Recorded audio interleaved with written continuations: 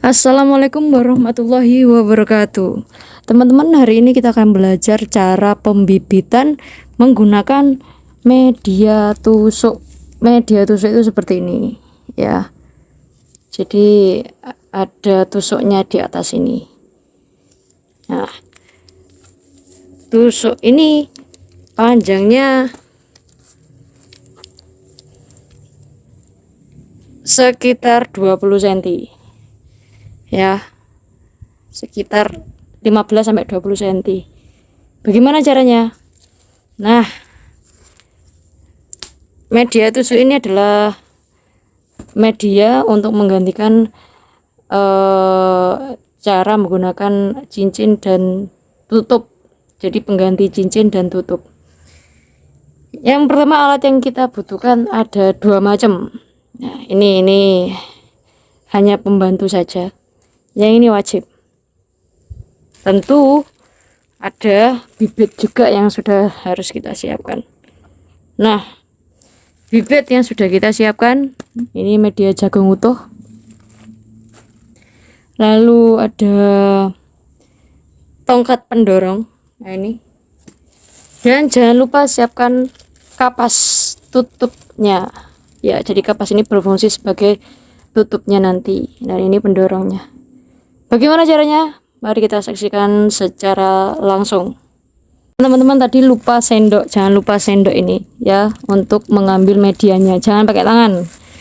Tentu saja media pendorong sendoknya tadi dan sendoknya ini sudah saya cuci terlebih dahulu. Jadi sudah steril ya. Jadi setelah saya cuci menggunakan air sabun dan air mengalir, kita panggang beberapa menit di atas kompor agar lebih steril lagi. Dan tangan saya sudah bersih juga.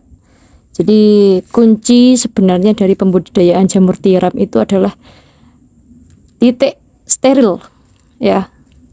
Oke. Yang pertama ini kan saya menggunakan media jagung utuh ya. Jadi jagung utuh ini sebagai media perambatan miselium. Bibitnya yang mana? Bibitnya itu bukan jagungnya ya sebenarnya. Jagungnya ini adalah media perambatannya. Bibitnya itu yang warna putih-putih itu. Nah, itu bibitnya. Oke, kita langsung aja. Bagaimana sih cara untuk pembibitan dengan metode tusuk seperti ini? Pertama, kita ambil dulu satu tusuknya. Ini gunanya nanti untuk mendongkrak seperti ini. Supaya kalau kita membibiti sekian banyak ini kan, kalau kita pakai manual tangan ngambil satu-satu seperti ini sakit nanti tangannya. Jadi kita pakai satu aja tusuk ini untuk mendongkrak. Contohnya seperti ini. Nah, ini ujungnya kita tarik seperti ini. Kelihatan ya teman-teman? Sambil kita tahan sampingnya sini biar plastiknya tidak ikut ke atas, karena plastiknya kan berada di pinggiran sini. Nanti kalau tidak ditahan nanti plastiknya ikut ke atas ya, untuk jaga-jaga saja.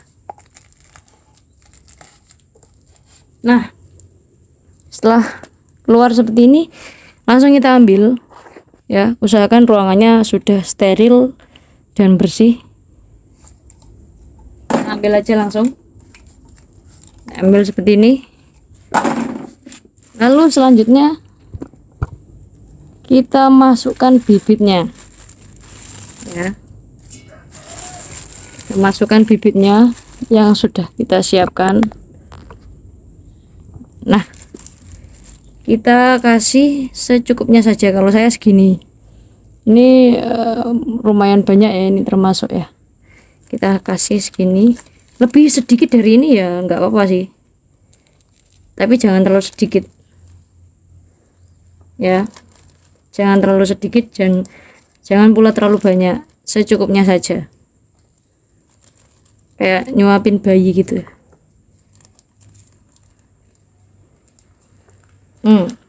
Pakai tangan nggak apa-apa, asal jangan keseringan pakai tangan untuk membantu. Usahakan langsung masuk ke dalam lubangnya ini.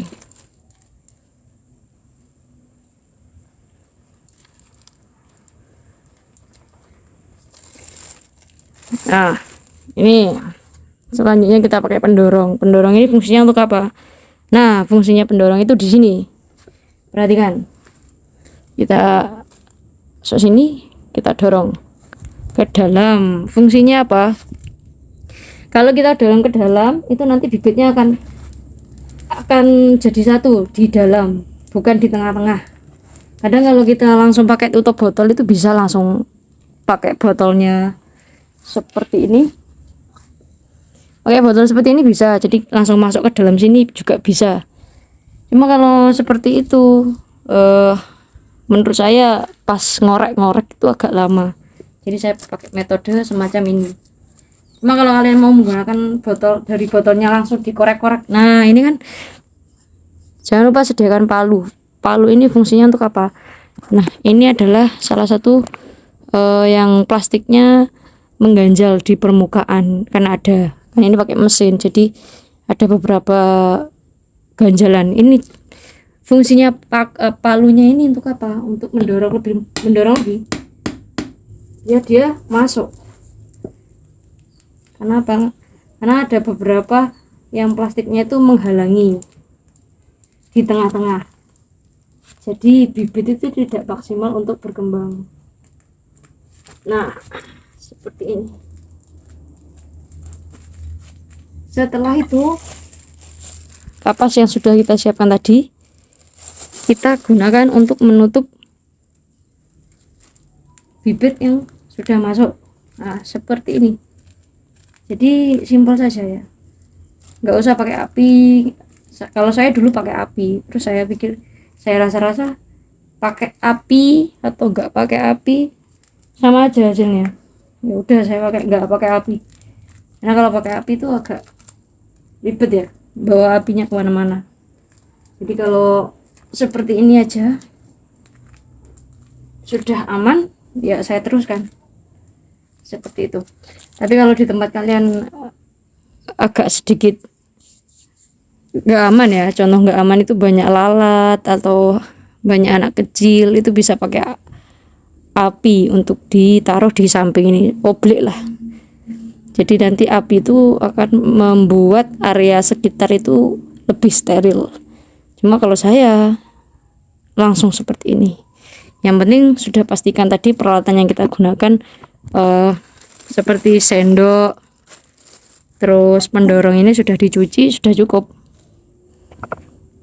ya. Oke teman-teman, itu aja menurut saya keunggulan dari menggunakan media tusuk daripada bukan media ya, alat tusuk seperti ini.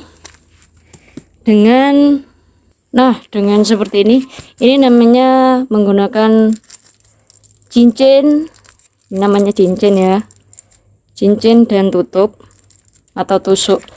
Ini menurut saya lebih membantu, lebih ringan pekerjaannya, lebih ringan menggunakan tusuk. Kenapa? Karena kalau kita menggunakan media cincin atau tutup, ini seharusnya pakai kertas ya, cuma karena saya males, nggak masalah. Ini masih bisa merambat kok. Ini masih merambat, juga bagus juga perambatannya, nggak masalah. Tapi kalau lebih bagus lagi pakai kertas supaya perambatannya lebih maksimal. Nah, kembali lagi tadi, kenapa saya lebih milih pakai tusuk daripada pakai cincin dan tutup? Itu karena kalau cincin dan tutup itu kita pakai media cara ayak. Jadi medianya taruh atas ini kita masih ngangkat lagi digoyang-goyang gini ya. Kalau cuma produksi sedikit nggak masalah, cuma kalau sudah satu harinya 400-500 itu kan di tangan agak sakit. Saya pernah di sini pakai isolasi, jadi biar nggak sakit. Saking sakitnya itu terlalu sering ngayak gitu. Jadi kembali ke metode yang kalian gunakan ya. Semua metode itu ada kelemahan dan kekurangannya. Nah begitu. Cuma kalau pakai tusuk ini memang perambatannya lebih cepat karena dia langsung merambat dari tengah ini langsung nyebar ke dua sisi ya kan, karena tusuknya tadi ke sini, dia merambatnya langsung dari tengah, langsung dia merambat ke dua sisi gini. ya kan. Jadi ini 25 hari sudah full. Sedangkan kalau menggunakan tutup cincin ini, dia membutuhkan waktu setidaknya 30 hari sampai 40 hari untuk full ya, karena dia menyebarnya dari atas ke bawah. Jadi ya memang dari atas ke bawah gini. Nah, dari atas dulu kan baru ke bawah.